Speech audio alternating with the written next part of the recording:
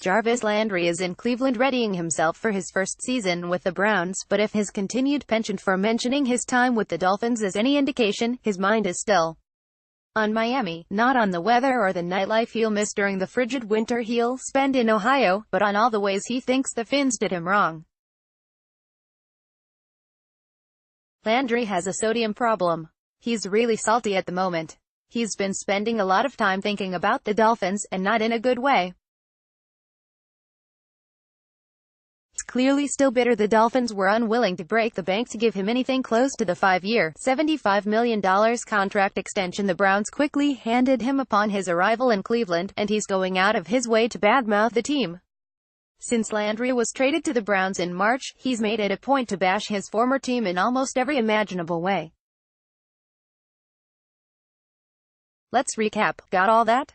That's a lot of complaining for a player who just signed for $75 million, in large part because his former team almost exclusively gave him an opportunity to showcase himself every Sunday. Jarvis Landry, underutilized in 2017 to 1 stone in the NFL in receptions, first in red zone receptions, first in receptions inside the 10-2 and D in receptions per game, third in targets, 110th in yards per reception. https://t.co/oi9kpokal. Ian Hest, at Ian Hest, July 27, 2018. Over the last 4 years, Jarvis Landry has the 6th most targets, 570.114 fewer than first-place Antonio Brown. Over the same span, nobody has more fourth-quarter targets than Landry, 186. Pat Thorman, at Pat Thorman, July 7, 2018. Landry should be thankful for what the Dolphins did for him and less spiteful.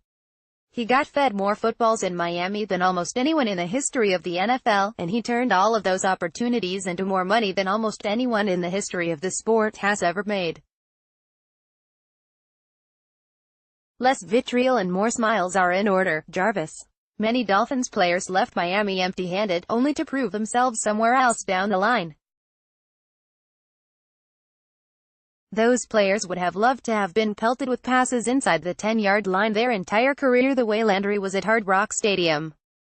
Miami may not have been an offensive juggernaut while Landry was in Miami, but if it were, you can be sure he would have been worth a fraction of what he was paid this offseason. Head coaches and numerous offensive coordinators believed the best way to win games was to throw the ball in Landry's direction an absurd number of times every week, even when it was obvious the other team wasn't falling for the backward bubble screens and end-around runs anymore. Hell, Miami even had Landry returning kicks for a while. Underutilized, Jarvis. Really? Get a clue. Move on. Good luck in Cleveland, where, guaranteed, there will be fewer footballs coming your way.